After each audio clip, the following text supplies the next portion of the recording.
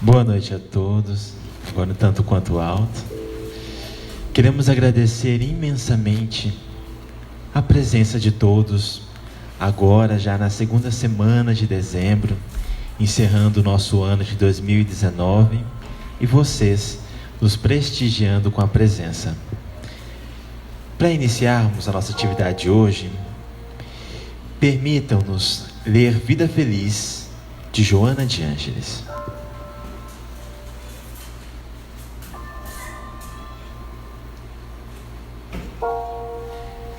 Da mensagem de número 122.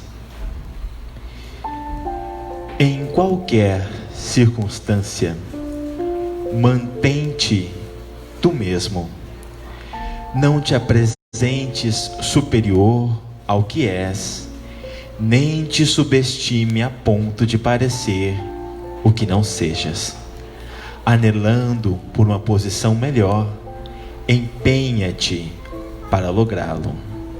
Descobrindo imperfeições, luta por aprimorares. Mente todo aquele que exibe dotes que não possui, quanto o indivíduo que os esconde e nega. Ser autêntico é forma de adquirir dignidade. A ascensão é lenta para todos. Quem hoje triunfa começou a trabalhar muito antes. Quem está combatendo logrará a vitória logo depois. Não te constranjas por seres um espírito ainda em provação.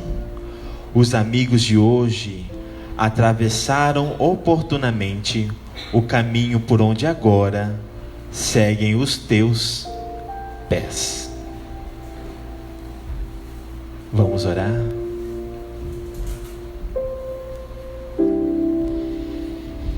Sentindo a presença do nosso querido Mestre Jesus, elevemos o nosso pensamento. Mestre amado, mais uma vez nos encontramos reunidos com um pensamento elevado a Ti, Senhor. Que na reflexão de hoje, em que recordaremos um pouco do momento em que convivemos contigo, do momento em que chega a boa nova, que possamos também, Senhor, retornar naquele tempo, reviver em nossos corações o sentimento da Tua presença, a nos envolver, a nos guiar como modelo, como guia da humanidade. Que neste mês em que celebramos na nossa intimidade o Teu Natal, que possamos vivenciá-lo no dia a dia da nossa existência. Muito obrigado, Senhor. Que assim seja. Na noite de hoje, a nossa Marina Miller nos presenteia com a palestra A Chegada da Boa Nova.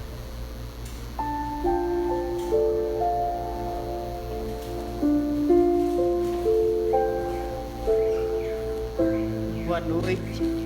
Que Jesus nos envolva a todos, que possamos neste momento, com a presença dos benfeitores espirituais, dos anjos tutelares desta casa, que nos envolvem, que nos ajudam, que sobretudo façam a transmutação destes ensinamentos para, após a nossa reflexão, o nosso convite inadiável com Jesus seja efetivamente uma proposta em nossas vidas. Era o ano em que o século era conhecido como o século de Augusto. Ascendia ao poder romano Caio Júlio César Otávio, embora todas as circunstâncias diziam que não seria possível. Com a chegada do triunvirato e todas as possibilidades que estavam postas foram sendo substituídas umas à outra, e com o fracasso de Antônio no Oriente, toma posse aquele homem franzino, de saúde frágil, de muitas perguntas que ficavam no ar, mas se avizinhava já uma atmosfera de alegria e de felicidade. Já se sentiam onde todas as esferas da atuação humana floresciam, como se houvesse uma confluência de harmonia. Eram nas artes, na filosofia, nas ciências. Foi o século de Horácio, de Tito Livio, de Mecenas, de todos os grandes pensadores que refletem o seu conhecimento e nos alcançam nos dias de hoje. E este momento era um momento único, aonde Roma se enaltecia no seu esplendor político, social, no seu esplendor econômico. O império divisava-se quase que em todos os quadrantes da terra conhecida. Foi aí que, como que os historiadores dizem, inexplicavelmente, porque, além disso, o Caio Júlio César Otávio, além de ter uma saúde frágil, era também com uma família muito comprometida. Contam os historiadores que um dia ele teve que assinar o banimento da sua única filha do Império Romano pelos procedimentos extravagantes que ela possuía, assim como também sua neta. Vivia com as pernas envoltas em lã, porque elas eram muito frias. O seu corpo, de quando em vez, cobria-se de um eczema que ele sofria muito, e não obstante isso, ele era um imperador adorado. Sempre nas suas manifestações públicas eram carreadas de muita gente, de muitos aplausos, porque ele deu liberdade, ele deu condições para que florescessem no pensamento humano o valor, a justiça, a alegria. E Jesus nasceu nessa época, como que a espiritualidade estivesse mais próxima da terra e se aproveitando de todas as injunções para que o Mestre pudesse estar entre nós. E foi este ambiente em que nasceu a Boa Nova. Passaram-se os anos, contam que um dia Isabel, mãe de João, foi visitar Maria, sua prima. E elas, então, enquanto José estava na carpintaria e Jesus e João estavam brincando nos arvoredos lá de fora, Maria e Isabel conversavam a respeito desses dois filhos. E elas diziam que eles eram muito diferentes. E cada uma falando das suas preocupações enquanto mães. Como seriam, como eles enfrentariam a vida, porque o receio de mãe está sempre presente no futuro dos filhos. E elas não eram diferentes das demais mães. E um dia Maria disse: me preocupa, porque Jesus é muito diferente. Quando eu procuro conversar com ele, ele me vem com indagações que eu fico embaraçada. Tal a profundidade, ao ponto de um dia eu dizer a ele que eu tinha pedido a Eleazar, que era um amigo da família, uma das autoridades do Império Romano, para que pudesse encaminhá-lo no seio daquelas autoridades. E então, diz Maria, Jesus me respondeu: mãe, que queres de mim? Que queres de mim, mãe?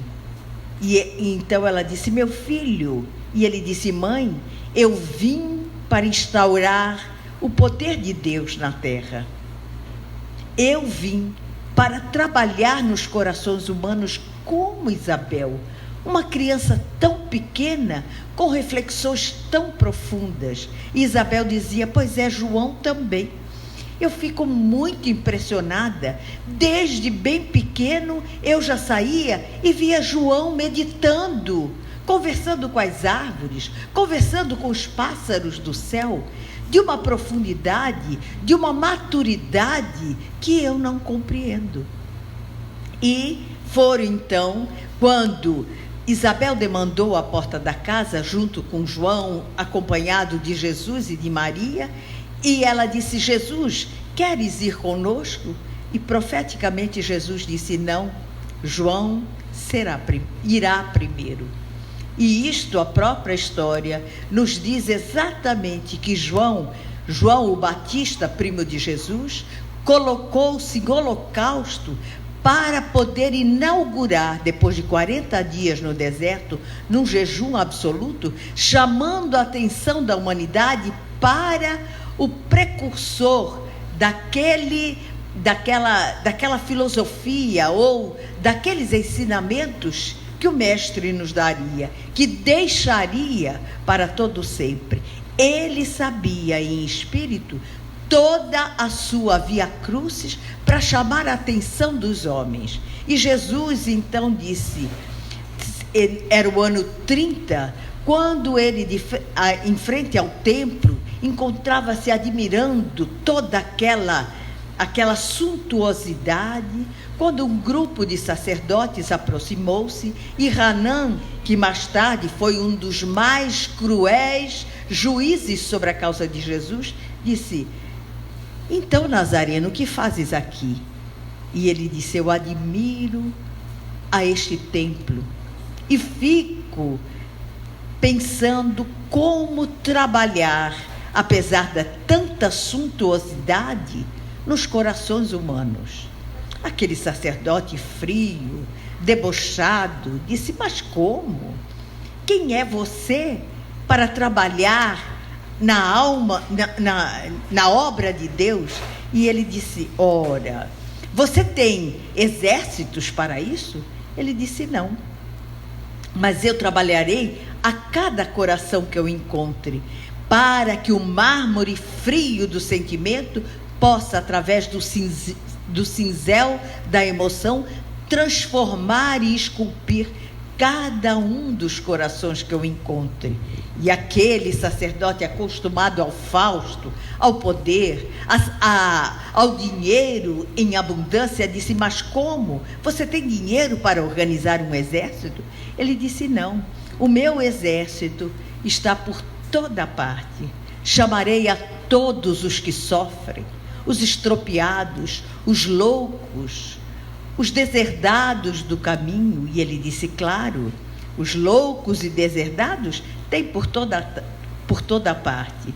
Como que interpelando como Jesus faria. E Jesus não se deixou abater. Logo então, em seguida, encontrou-se com dois jovens recém-saídos da adolescência, Simão e Filipe. E convidou aqueles dois jovens e começou a dizer o que era a sua obra. Era o reino de Deus aqui na terra, aonde eles seriam convocados através da doação sem trégua para inaugurarem um novo patamar na vida, um novo pensamento. Aonde quer que estejamos, nós teremos oportunidade. Como que aqueles dois jovens, Simão e Tiago, filhos de Jonas, foram magnetizados pela presença do mestre. Então, saíram dali, foram comentar com seus pais que se encontraram com um homem muito, mas muito diferente de tudo aquilo que eles conheciam.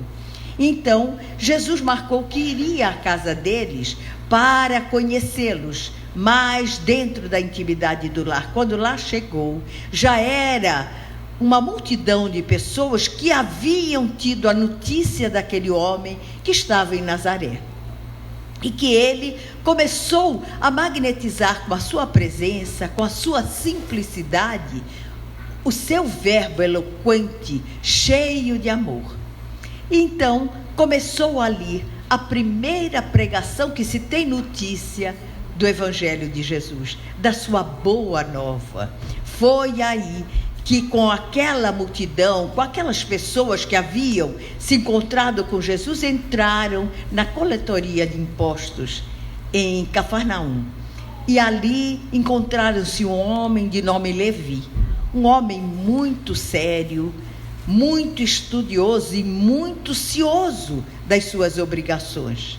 E Jesus o convidou para que ele, se ele não estivesse já inebriado de tanta cobrança de impostos para os Césares, que ele pudesse agora garimpar as almas para Deus, através daquele ministério de amor que ele estava convocando as criaturas. E ele foi inebriado por esse magnetismo, que é Mateus. Mateus é justamente a transcrição dos evangelhos dentro da figura da rigidez romana, da rigidez daquele que coletava os impostos através do dinheiro público para transformá-lo nas melhorias das administrações superiores. E assim ele o fez para neste ministério nascente. Vamos ver que toda boa nova ou todo cristianismo primitivo nasceu dessas andanças e dessas relações que iam como uma rede envolvendo as pessoas que tomavam conhecimento e travavam uma relação com Jesus. Foi então quando, certo dia, Filipe e André, muito jovens, estavam juntos de Jesus e já estava no cair da tarde e eles estavam com muita fome. E não havia nada ali que eles pudessem saciar. E eles então convidaram Jesus para ir até uma localidade próxima atrás de alimentos. E Jesus disse: não, eu ficarei aqui. E eles foram, e nisso ele estava perto de uma fonte d'água, chegou uma samaritana. E Jesus não perdia uma oportunidade para falar sobre esse reino de amor. Quando ele se aproximou da samaritana e disse: vem saciar a sede nesta fonte. E ela levou susto, porque os nazarenos não falavam com os samaritanos, porque eram considerados pessoas de má vida. E ela então disse: mas mestre nazareno, o senhor fala com uma samaritana? E ele disse: acaso a necessidade dos samaritanos são diferentes dos judeus? E ela ficou sem entender e sem uma resposta, claro. Então ele começou a travar com ela que ela estava ali na fonte que um dia, a fonte de Jacó, um dia se secaria. Mas ele estava oferecendo a ela a água para saciar a eternidade. E começou a falar-lhe da sua vida pessoal, de determinadas minúcias da sua intimidade que a atormentavam muito. E ela parou e começou a dizer: não, o Senhor é algo diferente. O Senhor está comprovando que é um enviado de Deus. E começou então a interrogar Jesus. E ali começou a parar as pessoas, a se juntar àquela mulher, a escutar o que o mestre havia dito. Então André e Tiago voltaram com os alimentos e viram que Jesus estava cercado de uma multidão de pessoas. E essas pessoas não conheciam a eles, e eles se infiltraram no meio, e escutaram as coisas mais sórdidas que poderiam, dizendo que Jesus era um impostor, que Jesus era um aproveitador, que aquele homem era um preguiçoso, porque não conseguia trabalhar e começou como um andarilho a envolver as pessoas, e que havia um monte de vagabundos atrás dele, e assim foram falando. Então, quando terminou a pregação, André e Tiago aproximaram-se de Jesus e disse: mestre, o senhor não tem fome? E ele disse: não, porque o meu alimento é o alimento que vem de Deus. E eu não sinto necessidade do alimento material. E eles quiseram mais ou menos envolver Jesus para tirá-lo dali. E Jesus disse: mas por que fazeis isso? E eles disseram: mestre, nós escutamos coisas terríveis a seu respeito. Há uma incompreensão generalizada a respeito dos teus ensinamentos, da tua missão. E Jesus disse: não se impressionem. Eu vim pronto e preparado. Eu sei que a incompreensão faz parte desse testemunho. Não se preocupem. A minha é a porta estreita do testemunho. A algaravia do mundo só faz barulho, porque distrai as pessoas, porque tira o foco e o rumo do caminho, enquanto o silêncio do testemunho, que é para qual eu vim, este é a construção para a eternidade. Isto faz parte da implantação do reino de Deus entre as criaturas. Foi até então que certo dia passou a acompanhar Jesus uma mulher muito elegante, e via-se pelos seus gestos, pela sua vestimenta, que era alguém da alta patente do Império Romano.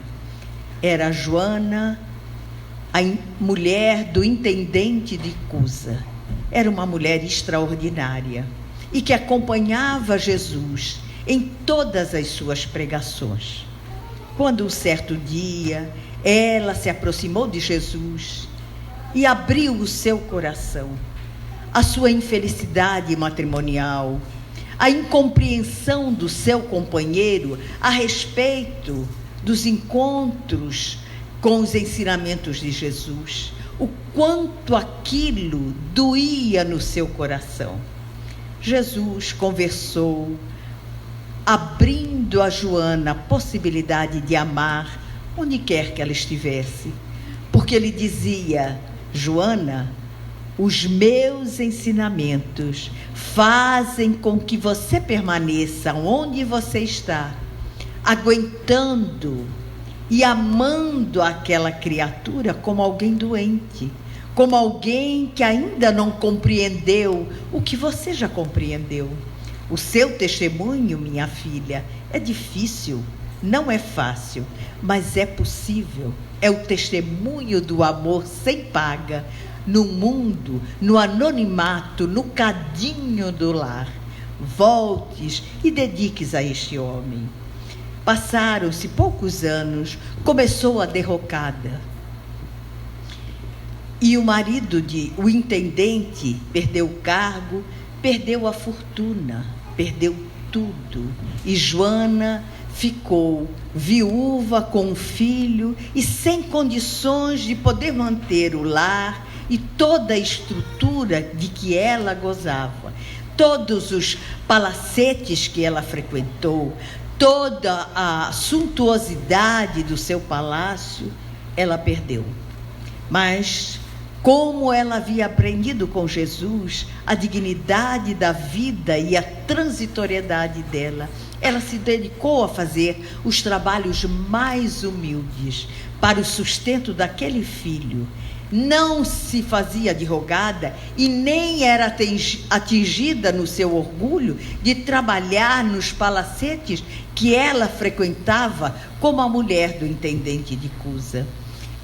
Era o ano de 68, quando veio a perseguição aos primeiros cristãos.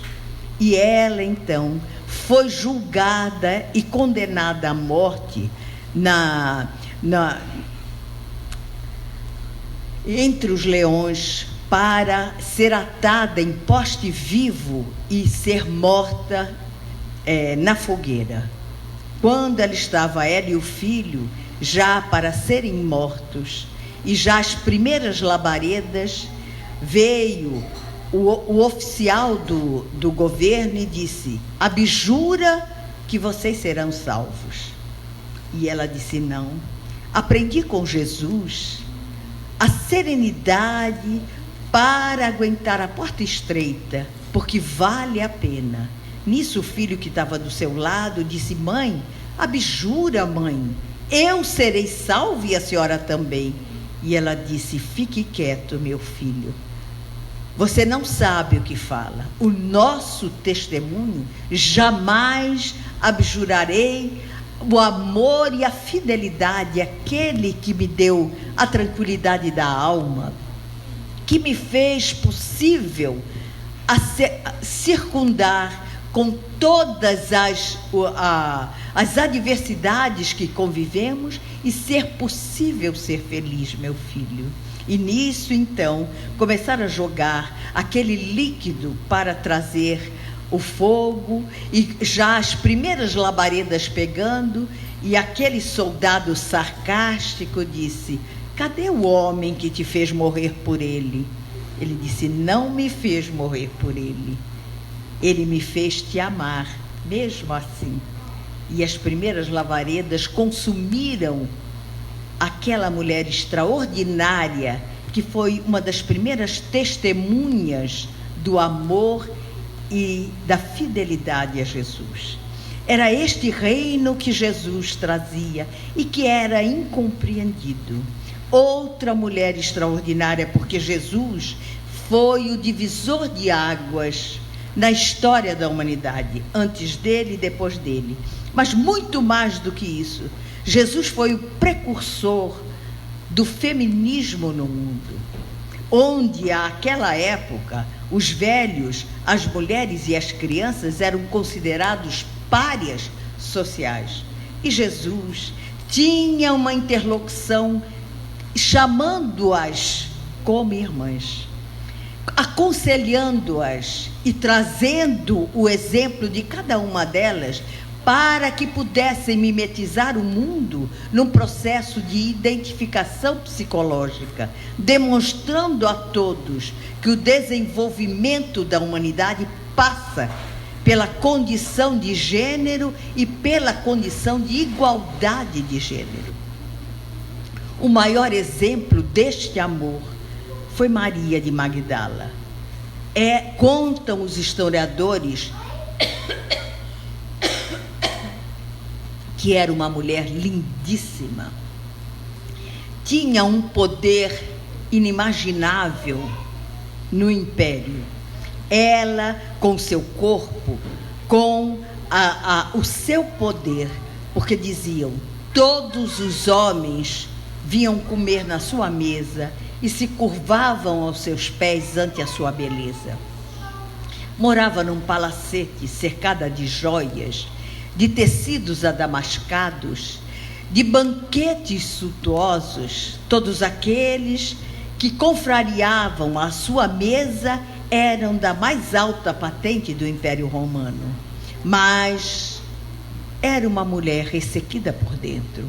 Ela anelava por um amor que ela pudesse abrasar. Apesar de ter tudo, ela era infeliz. Ela não conseguia encontrar e buscar esse amor. Até que um dia, uma das suas serviçais, dos quais ela dava a ordem expressa, que todos aqueles infelizes que batessem à sua porta, que eram os loucos, os doentes, as mulheres, os desvalidos, não deveriam sair dali sem uma ajuda. Todos que batessem à sua porta. Para demonstrar o seu coração magnânimo, foi quando uma de suas serviçais disse que havia se encontrado um nazareno diferente. Um homem que, com a sua palavra, ele incendiava os corações humanos, deixava um rastro de luz e de felicidade por onde ele passava, deixava uma calma que era algo inenarrável no coração humano, incentivando-a a conhecê-lo. E ela disse: mas os rabis não aceitam mulheres de vida como a minha. Pelo contrário, eles enxotam essas mulheres porque acham que elas são perdições de má vida. E ela disse: não, ele é diferente. Vá vê-lo. Ele está do outro lago de Genezaré. Meia-noite, um barco singrou para o outro lado.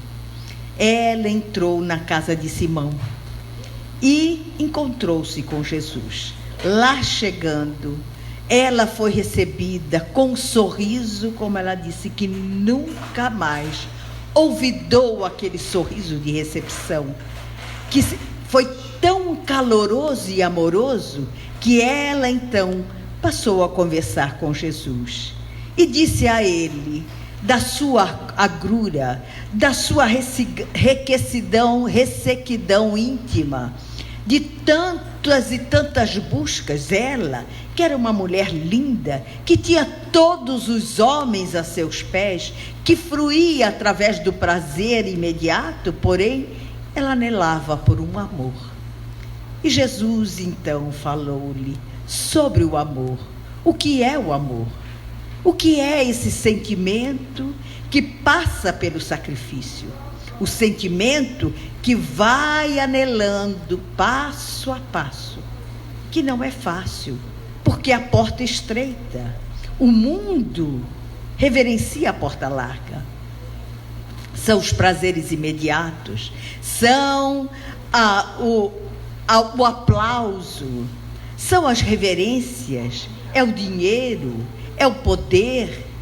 O meu eu lhe ofereço a paz da consciência. Eu lhe ofereço o sacrifício do sentimento e do pensamento. Eu lhe ofereço a porta estreita. Quando passares por tudo isso, terás uma alma translúcida de luz. E falou-lhe. Ela então voltou a Magdala, vendeu tudo o que tinha. Logo que lá chegou, todas as pessoas disseram: enlouqueceu. Foi ter com aquele homem absolutamente enlouquecido e voltou de lá mais enlouquecida. Outros diziam: não passa de uma semana, claro, ela vai voltar, ela não vai aguentar. E ela perseverou, começou a se dedicar a todas as pessoas primeiro. E ela, naquele momento de encontro com Jesus, já antevendo que o mestre os deixaria, ela perguntou: Jesus, como ficaremos sem ti? E ele disse: o Pai nunca nos abandonou, e eu irei, mas nunca os abandonarei. Eu estarei convosco até o final dos tempos. Não se impressione, prossiga, porque a porta estreita é o anteparo para o meu lar, para a minha casa. Eu estarei convosco. E ela então foi. Passaram-se os anos, Jesus morreu, e ela quis seguir junto de Simão, para que pudesse ter o amparo vibracional daquele homem. Mas Pedro era um pouco preconceituoso e ignorante. E então disse: não, você fica aqui. E ela permaneceu. E começou a trabalhar pelos pobres, pelos deserdados, pelos doentes, principalmente pelos leprosos. Ela frequentava os lugares aonde eram segredados socialmente, porque naquela época a lepra era uma peste branca, em que o contágio social era o vaticínio da morte em vida. E ela então ia até o Vale dos Leprosos. Passou 20 anos frequentando e falando-lhes de Jesus, falando-lhes dessa vida perene que o Mestre nos prometia, das possibilidades que nos cercavam. Até que um dia ela começou a se olhar e viu que começaram a aparecer umas pústulas arroxeadas no próprio corpo. Percebeu que ela também estava ficando leprosa. Não tinha um tostão. não tinha aonde repousar a sua cabeça. Mas ela disse: antes que eu me vá daqui, eu gostaria de demandar a Éfeso para visitar os meus afetos queridos, que era Maria, mãe de Jesus, e João, primo de Jesus, não o Batista, que já havia desencarnado, mas João, o mais amado por Jesus. Então, com muito esforço, ela demandou a viagem. Quando chegou nas cercanias de Éfeso, já divisando a cidade, ela entrou em hemoptise. Foi amparada pelos companheiros cristãos que lá estavam, numa choupana muito pobre, e ali começou a agonizar. Numa noite de dores infinitas, ela começou a delirar e via o sangue saindo e as suas pálpebras já desgastadas pela própria doença, quando de repente ela começou a se lembrar daquele encontro com Jesus, daquele encontro que mudou a vida dela há mais de 30 anos, dos primeiros cristãos, daqueles momentos em que ela era avaliada e julgada pelos homens com quem ela conviveu, dos encontros que tentavam trazê-la para aquela vida de devassidão e de infelicidade. Quantos momentos de resistência, o peito arfando, quando de repente ela sentiu uma alegria, ela sentiu um alívio inenarrável. Ela então, como que foi transportado para o lago de Genezaré e viu as águas translúcidas, o vento batendo nos aloendros em flor. E ela disse: meu Deus, que paisagem paradisíaca! Como a vida é maravilhosa, não obstante eu estar completamente devorada pelo dragão da lepra. Eu posso sonhar, eu posso sentir. Quando de repente ela divisou por entre aqueles aloendros em flor a figura de Jesus. Ela, como sempre fez, posternou-se diante dele e disse: mestre. Nesse momento, Jesus envolveu-a num abraço e disse a ela: Maria, você passou pela porta estreita. Você agora está admitida a morar na minha morada. Então, é esta boa nova que todos nós temos hoje o privilégio de estarmos refletindo e trazendo para a nossa vida, para a nossa transformação.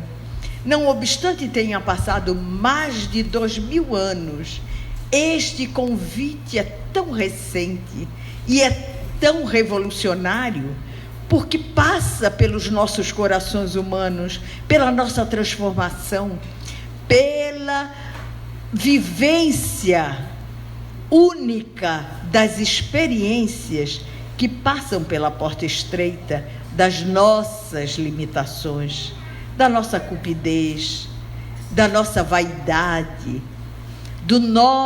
da nossa ambição desmedida. Jesus é atual e nos convoca à transformação. Estamos no mês onde reverenciamos o seu aniversário. Então é mais profunda essa reflexão. Qual o significado do Natal? O que isto quer dizer para nós? O que o amor é a única forma de transformarmos. E para encerrarmos, gostaríamos de relembrar uma história linda de um amor absoluto, que é o amor de mãe. Esta senhora, ela frequentava a mansão do Caminho. Estava lá todos os dias. E Divaldo tinha um carinho especial por ela. Quando numa madrugada ele foi acordado e disse: lembra-se de Dona Fulana? Ela está morrendo. E pediu que o senhor fosse até lá. Divaldo vestiu-se e demandou o casebre daquela senhora. Quando lá chegou, ela estava nos últimos momentos de uma tuberculose. E ela disse: seu Divaldo, eu gostaria de lhe contar um segredo, porque eu não posso sair daqui sem lhe contar. E Divaldo disse: como não? Conte o que é. E ela disse: porque eu quero confessar. Eu sei que no Espiritismo vocês não têm confessionário, mas eu fui educada na Igreja Católica e gostaria de confessar um segredo que eu tenho. Seu Divaldo, eu tenho um filho. E Divaldo: sim, pois não. Eu tenho um filho lindo que eu amo, seu Divaldo. Eu era jovem, descendente de Cabo Verde, e era uma negra linda, seu Divaldo. O vendedor de verduras do meu bairro era um homem lindo, ele era claro, e um dia ele disse: se você quiser, nós podemos nos amar. Eu acho você linda, e começou a envolvê-la. Então começamos a namorar. E certo dia ele me fez uma proposta: vamos antecipar as nossas noites de núpcias. E ela disse: não, não posso. Eu preciso casar e aí depois nós vamos ter uma vida inteira. Ele falou: ora, mas eu te amo e você me ama. Então por que não anteciparmos isso? E foi tão sedutor, tão envolvente, que eu acabei cedendo. E nós então tivemos uma noite de amor. 3 meses depois, eu percebi que estava grávida. Então fui contar ao João: João, nós vamos ser pais. Eu estava feliz, porque nós íamos nos casar. Qual não foi a minha decepção? João disse: toma o dinheiro e vá tirar. Eu não tenho condição de criar um filho. E ela disse: fique com o seu dinheiro. Eu jamais farei isso. E tive esse filho. Tive esse filho, seu Divaldo. Ele era lindo. Ele era lindo. E eu comecei a fazer acarajé e vendia no elevador Lacerda para poder sustentar. E quando ele fez 5 anos, eu o matriculei na escola pré-primária. Desde o primeiro dia, as professoras ficaram encantadas com ele, porque ele era muito inteligente.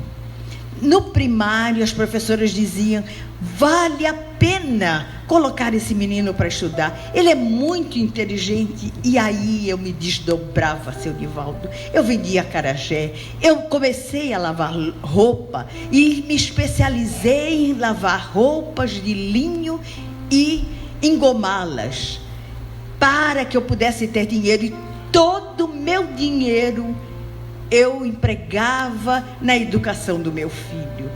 Até o dia que ele disse: mamãe, vou fazer vestibular para medicina, porque eu nasci para curar, eu nasci para ser médico. E ela, analfabeta como era, disse: o que é isso, meu filho? Ele disse: é, mamãe, eu vou ser médico. E olha, seu Divaldo, eu vendia acarajé e lavava roupa, E antes do sol nascer, eu já estava com os acarajés prontos para levar no elevador Lacerda. Quando um dia ele disse: mamãe, passei no vestibular de medicina. E eu disse: meu Deus, o que é isso? O que é vestibular?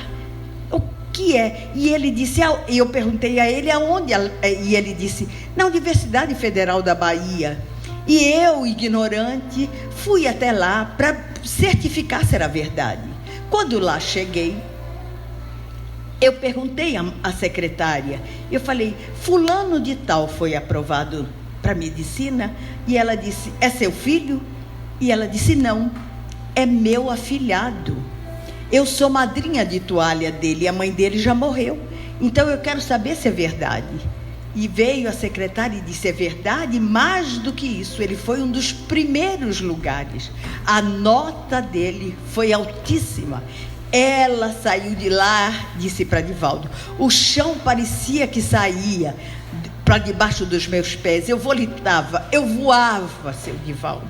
E aí eu fazia acarajé, e era conhecida no elevador Lacerda, porque eu dizia: vai acarajé, venda muito para que eu possa ter bastante dinheiro para ajudar meu filho. Certo dia, veio um homem que todas as tardes vinha comprar acarajé todo de branco. E ela disse: o senhor, o que o senhor faz? E ele disse: eu sou professor de propedêutica na Escola de Medicina da Universidade Federal da Bahia. E ela disse: meu Deus, o que é propedêutica? Mas disse: o senhor conhece fulano de tal? E ele deu uma gargalhada e disse: claro, o apelido dele lá é Mosca no Leite, porque ele vai com umas trajes tão brancos, tão alvos, e ele tão negrinho como que ele é conhecido na faculdade inteira como Mosca no Leite. E aí ele virou-se para mim e perguntou: é seu filho? E ela disse: não, ele é meu afilhado, eu sou mãe de toalha dele. Se o senhor puder ajudá-lo, eu agradeceria muito, porque ele é muito esforçado, ele estuda muito. E ele disse: não, eu o conheço e o admiro, e vou fazer o que eu puder por ele. E assim o fez. Convidou-o, e ele, sem saber de nada, ele foi levado a ser o assistente dele na clínica, na escola de medicina. E aí ele começou. Chegou o dia da sua formatura, ela dizendo para Divaldo: eu mandei fazer, porque negro na Bahia, ela dizia, adora vermelho. Eu mandei fazer um vestido vermelho, seu Divaldo, com uma rosa vermelha aqui no ombro, que era maior, muito maior do que todo o meu peito, porque eu tinha que mostrar para todo mundo a minha felicidade. Fui no cabeleireiro, mandei alisar meu cabelo, mas ficou uma coisa que nem eu reconhecia. Eu estava já me preparando para acompanhá-lo à sua formatura, porque era o dia mais importante, quando de repente ele chega, lindo, seu Divaldo, de beca, daquela indumentária para a colação de grau, e disse: mãe, eu preciso lhe fazer 2 pedidos. E ela disse: como não, meu filho? Faça, o que você quer? E ele disse: mãe, se a senhora não se incomodar, a senhora não precisa ir à minha formatura, porque sabe, o diretor da faculdade, ele se tornou meu amigo, me convidou para ser seu assistente, e eu aceitei, e hoje eu tenho um nome lá. E eu comecei a namorar a filha dele. E eu disse para todo mundo que eu era órfão, de formas que, se a senhora aparecer como minha mãe, eu vou passar como mentiroso. Então, se a senhora não se incomodasse. E ela disse: não, meu filho, não se preocupe.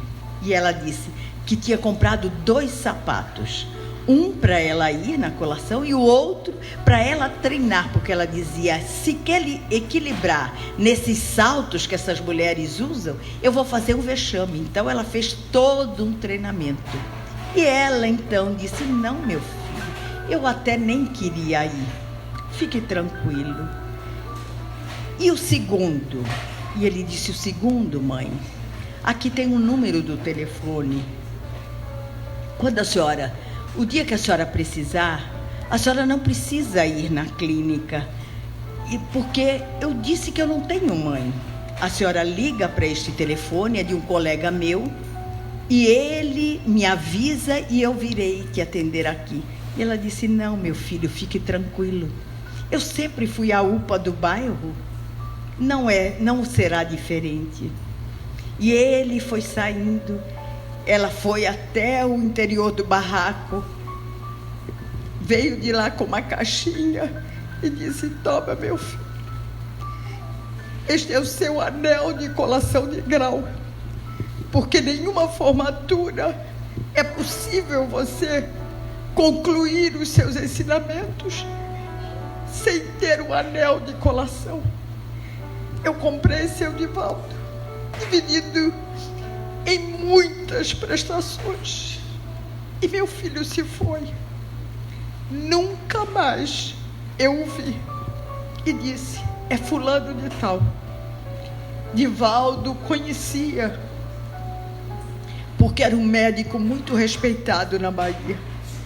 E entre uma hemoptise e outra, ela disse: eu sei que ele vai lhe procurar um dia. Diga a ele que ele tem uma mãe que sempre o amou, e para onde eu for, eu o amarei. E expirou. Divaldo fez o velório, enterrou aquela senhora e disse como um raio de luz, ela saiu da terra. Passaram-se 2 meses, Divaldo estava atendendo de madrugada, vinha um homem escuro na direção dele, chegou perto e disse: eu gostaria de saber se o senhor atendeu uma senhora que morreu de hemoptise no bairro Uruguai, aqui próximo da mansão. Aí Divaldo olhou e disse: não me lembro. Aí ele insistiu e disse: mas eu soube que o senhor foi quem encaminhou, e eu vim aqui porque eu sou parente dela, e eu vim aqui porque eu quero lhe pagar pelo velório e pelo féretro. Ele disse: não, absolutamente, o senhor não me deve nada. E aí Divaldo começou a perceber que era o filho, mas ele não disse. Aí Divaldo começou a insistir: mas o senhor é o quê dela? Ele disse: não, eu sou conhecido da família. Mas conhecido da família como? O senhor não me deve nada. E ele então começou a insistir e não disse. E aí Divaldo: eu, como sou um velho baiano teimoso, também não disse. E ele disse: os pusilânimes são assim, eles têm medo, mas ele voltará aqui. Passaram-se 15 dias, estava ele de novo. Seu Divaldo, eu quero saber sobre aquela mulher, se ela lhe disse alguma coisa. E Divaldo disse: bom, se ela me disse, eu não direi, porque o senhor é um conhecido da família. E o que ela me disse foi sobre o filho dela. Então, para o senhor eu não tenho nada o que dizer. E ele disse, abaixou a cabeça e disse: seu Divaldo, eu sou o filho dela. E Divaldo disse: ela me disse. E nisso ele disse que, nisso ele viu a mãe chegando, envolvendo aquele filho. Ela me disse que onde quer que ela esteja, para onde quer que ela fosse, ela o amaria para todo sempre. Aquele Deus que foi para a sua vida. Então é este o amor que nós aprendemos com Jesus. É este amor inesgotável que onde quer que estejamos nos acompanha para todo sempre, transformando a vida das pessoas para melhor. Então, neste Natal, eu desejo a todos que a porta estreita do convite de Jesus possa fazer parte da nossa trajetória e da nossa vida. Muita paz.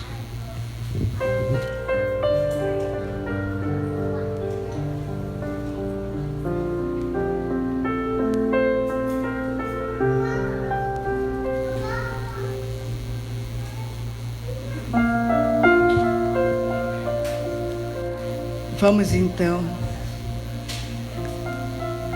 encaminhando para o término desta festividade de luz que o convite de Jesus nos proporciona. Mestre, a porta estreita da oportunidade de redenção de nós mesmos, possa, Senhor, ser o caminho para a nossa redenção, para o silêncio do testemunho, que a transformação eterna do Espírito sequioso de luz. Jesus, abençoa-nos a todos, envolva-nos na tua luz e em tua paz. Que possa, ó Mestre, o sol fecundo, trazido do carro brilhante, que alcança a noite e o dia, das nossas amarguras e do nosso amor, possa desfraldar a bandeira da esperança, da caridade e do amor. Jesus, abençoa esta casa de luz, este concerto de bênçãos, Senhor, que se faz através do ensinamento espírita, que transforma a nossa alma, que envolva-nos a todos. Ajuda-nos, Mestre, abençoa-nos, guia-nos e ampara-nos. Que possamos, Jesus, ter um ano de luz, de paz, continuando na luta da travessia de nós mesmos, da nossa melhoria, do nosso progresso e da nossa evolução. Ampara-nos, Mestre, esteja conosco hoje e sempre. Graças a Deus.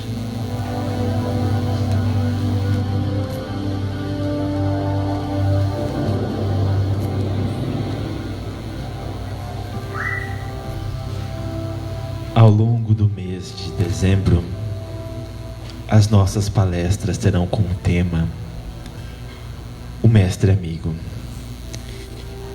E é pensando e refletindo nele que nós convidamos a todos agora para a atividade do passe, que para aqueles de nós que não conhecemos, nada mais é do que uma transfusão de energia, iniciando por nós.